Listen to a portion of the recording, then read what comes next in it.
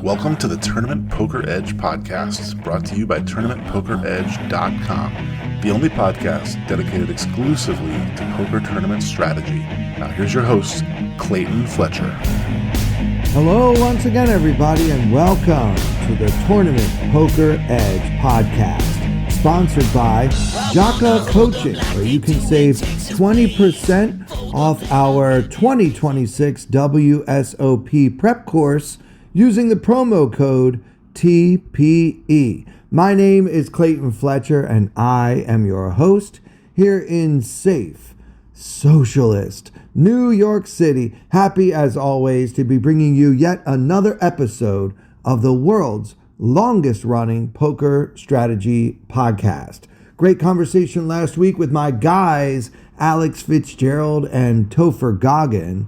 I hope you guys enjoyed listening to it as much as we enjoyed recording it, and check out their book as well. We'll review the hand that Alex Fitzgerald brought in just a minute, but first I have some unfinished business from 2 weeks ago. There was a bit of a cliffhanger. You may recall I had to record before I played day 2 of that $400 circuit event out in Lake Tahoe. You may recall I returned for day 2. I was 9th in chips with like 50 players remaining and $28,000 for first place.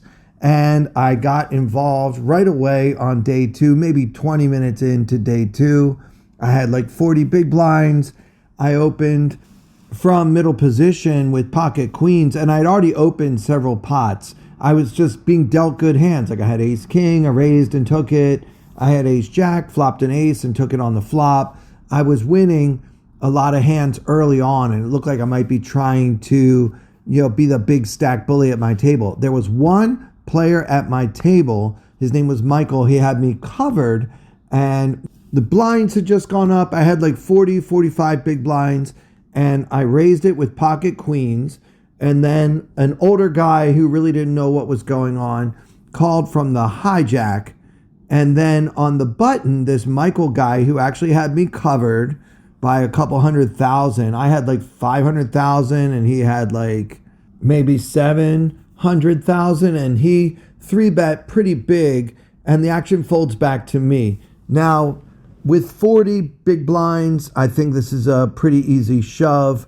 With queens, he should be 3-betting with hands like ace king, ace queen, maybe pocket jacks, maybe ace 5 suited, and maybe even some other bluffs in there as well, particularly in light of the fact that I had been so active early on day 2. It might have just been a good spot on the button to take a stand against a guy who is trying to take over your table where you are the chip leader. Now, of course, I have to worry about aces or kings, but you know me, guys, I don't worry about everything.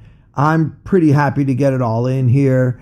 And so then the clueless guy folded, and then Michael called me with pocket kings, and I busted out of this tournament in 45th place. So instead of turning $400 into like 28,000, I turned $400 into 1,050.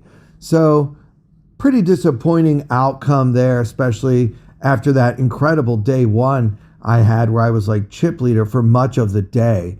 So to get such a piddly pittance of a paltry payout was somewhat disappointing.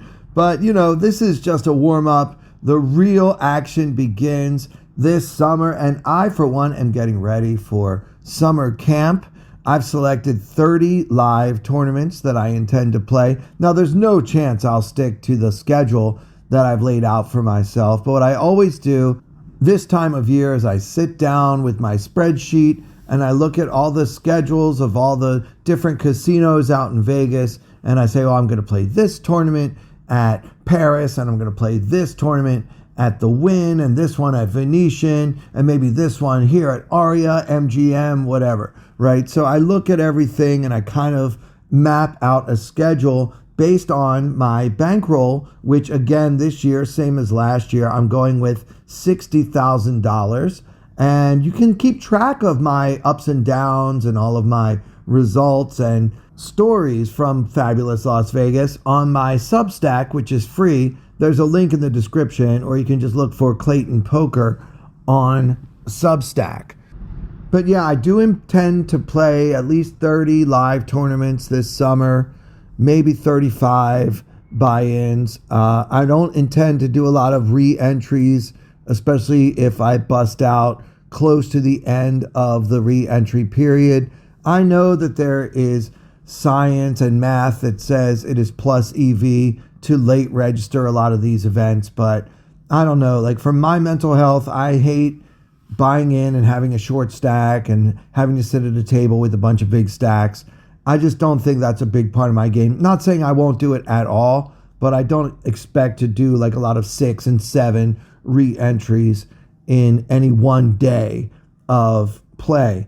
I also expect to play about 30 online events and at least 50 hours of cash. So I'm really looking to get in the mix this summer. I'm trying to get ready for that, and I want to have the best possible chance of success. So I'm making sure my game is sharper than ever. And one thing that's really helping me a lot is Jaka Coaching. I mentioned WSOP Prep. It's basically a curriculum on there that was hand curated by Faraz Jaka himself. So it's a series of short videos of what Jaka feels are the most important learnings to have success in the summer of poker. Topics like playing from out of the big blind, key ICM spots, final table spots, and specific strategies for lower buy-in, like below $3,000 tournaments that you might play this summer. So if you're like me, you like having that structured curriculum, little sound bites, 20 to 30 minute lessons, not have to sit there all day long and try to learn 800 things all at once. I mean, these guys really get that not everyone has all day and all night to work on their poker game. So they prioritize, these are the most important takeaways and what will help you succeed now. And then there are quizzes to make sure that you learned what you were supposed to learn from watching those 20 and 30 minute videos. So I really like it. I like the way it's set up. And of course, we all must agree that Faraz is the man. He's one of the all-time greatest MTT players in the world. And respectfully, I would say that his website does reflect that. And you guys can get a 7-day free trial if you want to try it out for yourself. And then you'll save 20%. But you got to use my link, jaka.poker/TPE. And that's your promo code as well, TPE. jaka.poker/TPE.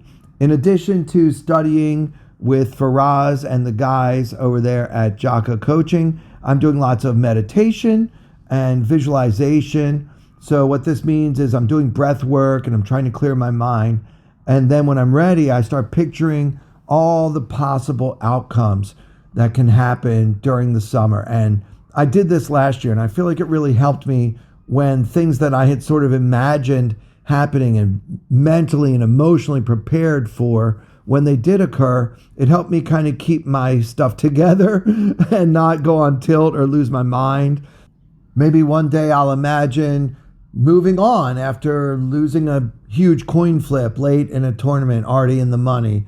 And then maybe I'll visualize the guy next to me won't shut up and he's really loud and he's very profane and he's getting on my nerves and how I'm going to deal with that. And then maybe the next day I'll picture something good, like making a final table with the chip lead and running over that table and collecting my first ever WSOP bracelet.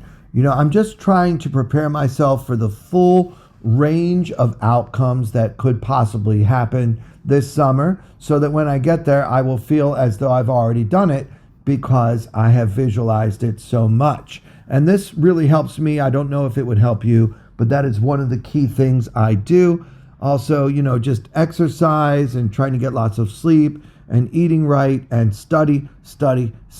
I am in full summer camp prep mode, and I really can't wait. I'm going to be flying out there on May 31st, and I'll be ready for so much action for 7 weeks of poker in the desert. All right, let's take a look at Alex's hand from last week. This is Alex Fitzgerald, and we discussed this hand here on the podcast, but I want to look at it one more time, and this time I want to use GTO Wizard, which is my solver of choice because it's the easiest one for a guy like me who's not a high-tech electronic genius to use. I find it's very user-friendly and intuitive. You can plug in your hands and see what's going on. You can practice. You can play against a GTO opponent who will beat you. You can also play heads up against real-life opponents against whom you may actually stand a chance. And coming soon on GTO Wizard, they're even going to add PLO solutions, which is going to be a huge day in my life when that comes out. So let's just take a look at this hand again. Remember, it was from a medium small stakes, like $30-ish online MTT in the middle stages, and registration was still open. Alex was doing well. He's got 75 big blinds in the hijack, and he's holding pocket kings.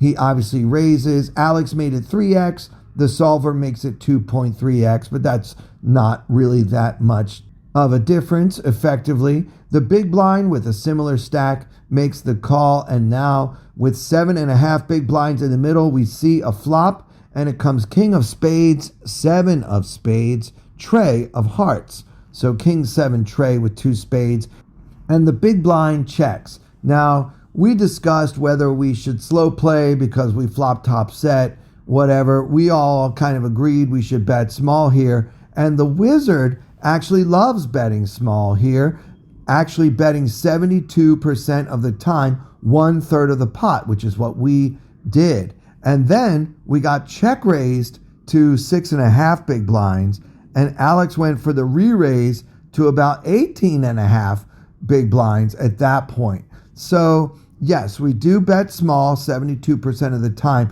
but when facing that check raise, the solver actually wants to call about 70% of the time. And when we do 3-bet, about 29% of the time, it should be small, like from just a click. So like we said 2.5, and then the villain made it 6.5 bigs. Well, the wizard wants to make it 10.5 bigs. So you really can't get away from whatever you check raise me with if I click it back for just 4 big blinds more. So that's kind of annoying and something that I don't really think I've ever done.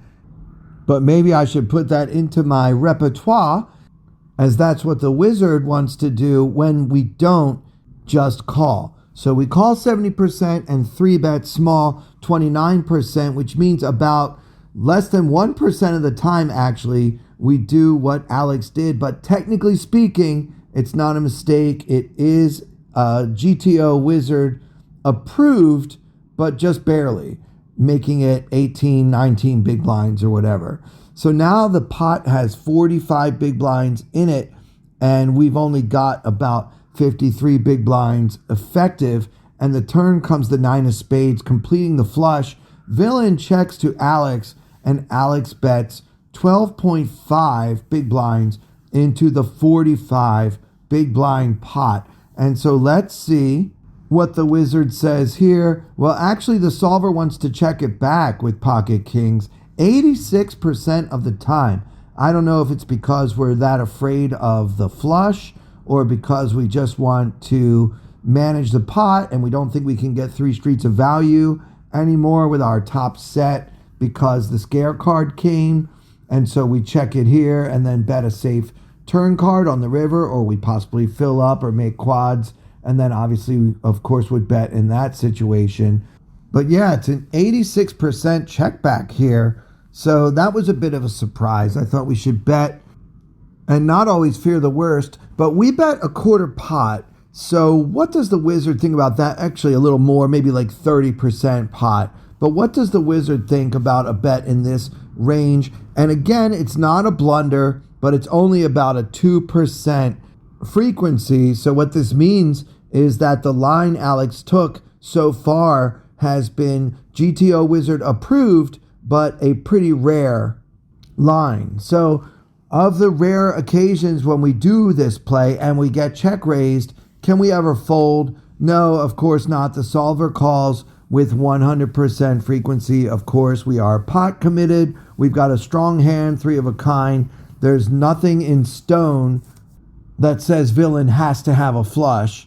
And as we now know from the real life example, this particular villain did not have a flush. He didn't have much of anything and was just kind of going crazy. And so fortunately for Alex, he did not throw his hand away and make some sort of heroic, terrible fold of 3 of a kind in this situation. And guys, if you want to play with GTO Wizard yourself, I've got a great deal for you. It's a 24-hour free trial offer, and then you'll save 10% off your first purchase if you use our affiliate link, which is gtowizard.com/p/TPE. All right, let's do one more hand. This is going to be a brand new hand that I haven't talked about here on the podcast before. It comes from the 2025 World Series of Poker Main Event, Day 5. Only about 400 players remaining in the whole tournament out of the 9,000 plus who started. And at this point in the tournament, the blinds are 10K, 25K, with a 25K big blind ante. So already there's 60,000 in the middle at the start of the hand, which, by the way, 60,000 is a starting stack for this tournament. So that's how much is in the middle before anyone does anything. In this spot, Esther Taylor, E-Tay, who's a very well-known high-stakes cash game player who also has a lot of tournament success under her belt. She plays mixed games as well. She's a complete poker pro, and she opens from the hijack to 50K, just a min raise there, off of a stack of 785,000. And then in the big blind, we are going to be Brian Arbaugh, who has E-Tay covered with 1.1 million in his stack, and he's got the King of Spades, Jack of Hearts. So we've got about 31 big blinds effective for E-Tay and effective M of about 13. We're sitting here in the big blind with King Jack offsuit. So should we 3-bet or call? I don't think anyone who's listening to this podcast is really considering folding. So the question is call or raise. I really don't like raising with this hand too often. I find that a lot of the calling range for our 3-bet is going to have us dominated. Hands like Ace Jack and King Queen aren't going anywhere, and then I hate to be out of position with a hand that could be dominated. But with that being said, I wouldn't be surprised at all if the wizard does 3-bet this hand some of the time just because of the blocker value. We block hands like Ace King and King Queen that I just mentioned, pocket kings and pocket jacks. So those are the hands that we're most concerned about getting 4-bet by, and so it's less likely that we'll be 4-bet when we're holding a king and a jack in our hand. Still, I think I would typically just call and play king jack from out of position. Just take the good odds and see a flop, and that's exactly what Brian does. And so we're going to play this hand from Brian's perspective. Hero with the King of Spades, Jack of Hearts out of position. And now the flop comes Jack of Clubs, 5 of Clubs, Deuce of Clubs. So we've got top pair and no flush draw on Jack 5 Deuce, all clubs. There's 135 in the middle, and we are first to act. I don't think we're going to be leading out on this flop very much, maybe not at all. So I see no reason to bet. I would check and let Esther take a crack at it. And that's what Brian does. Esther goes very small, just 30K, almost a min bet here.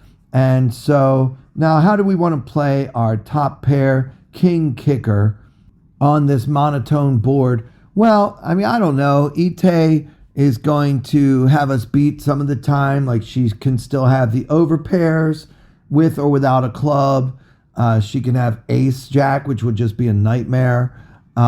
She can also just be bluffing with that bare ace of clubs, king of clubs, whatever. And she could also just have nothing at all and be going for a small C bet here, hoping that we miss this flop completely and will just go away. So what I like about E-Tay's sizing is that when we have 3 of 1 suit on the flop, it really just becomes a flush game at that point, right? It's like, do I have a flush? Can I make a flush? Do you have a flush? Can you make a flush? Right? So our pair of jacks is important, but it won't really mean much at all if another club comes out. And so for that reason, E-Tay is not supposed to bet very often on this flop, but when she does, it should be a small amount, which in solver land is kind of an anomaly. Like these monotone boards are somewhat rare because typically if you're betting not very often, you should bet a larger sizing. And one of the few exceptions to that rule is these monotone boards, we bet small and not very often. So I haven't yet revealed Esther's hand, but so far I like the way she's playing this pot. And I think that in Brian's shoes, we don't really gain much by raising. Like if Esther has nothing at all, she's just going to fold, and then we lose whatever value our top pair has on this somewhat scary board. And then if she's got us beat, she's never folding a better hand than King Jack. So I think this should be a pure call, and that's what Brian does. So far, it feels to me like everybody's playing this hand well. And now with 195,000 in the pot, the turn comes the 4 of hearts. So our board is now Jack of clubs, 5 of clubs, deuce of clubs, 4 of hearts. So a couple of straights got there, the 6-3 and the ace-3. So otherwise, it's pretty much a blank. And the action is on hero once more, holding top pair with a king kicker. And I don't know, I think there might be some value to leading out here, right? We protect our hand in the event that Esther has a flush draw. Like say she has a hand like king queen with the king of clubs, right? So now she's got a flush draw and a live queen to beat us with. So there might be some protection value in betting, maybe like half pot here from the big blind, maybe representing that we have a flush, maybe representing that we made a straight with ace-3 or 6-3, maybe 2 pair with 5-4 or what have you. But I think probably the standard play, if you will, would just be to check once again and see what Esther wants to do. And that's what Brian did once more. Hero checks, and now into a pot of 195,000, E-Tay bets 90K, so just about half the pot. And the action is once again on Brian with King Jack on Jack 5, Deuce 4 with 3 clubs. And we don't have a club. Brian makes the call. I really can't blame him for that, but I know what he's thinking. He wants to see a brick, and then he wants the river to go check, check.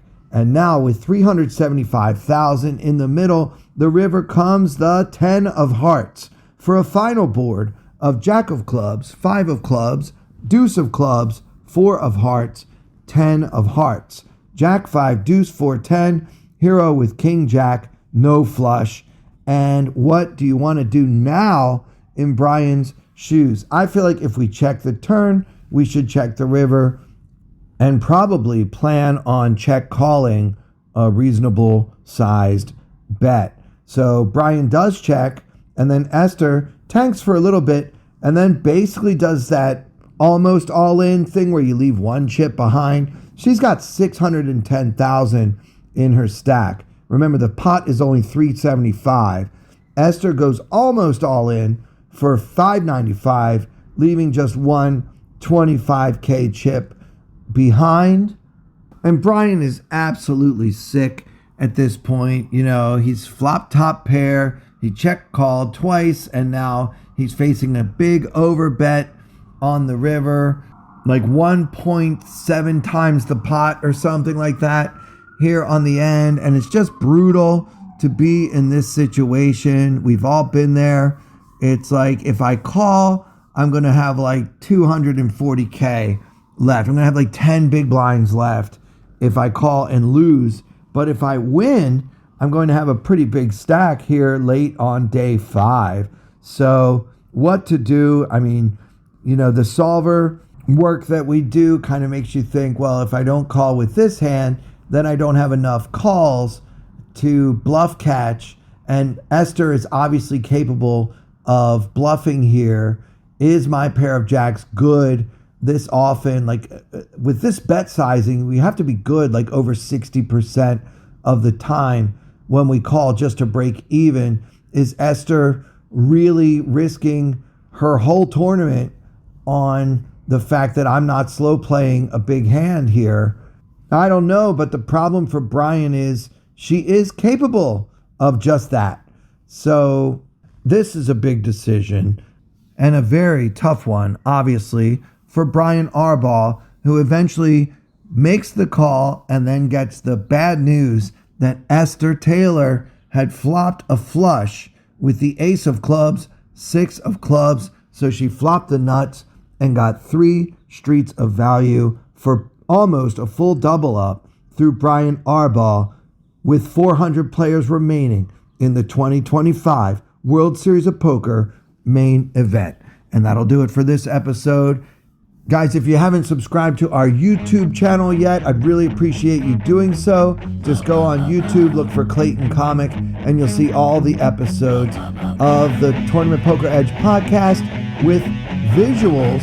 And that's something you can do right now for free that helps this channel a ton. And for everyone here at Tournament Poker Edge, I'm Clayton Fletcher.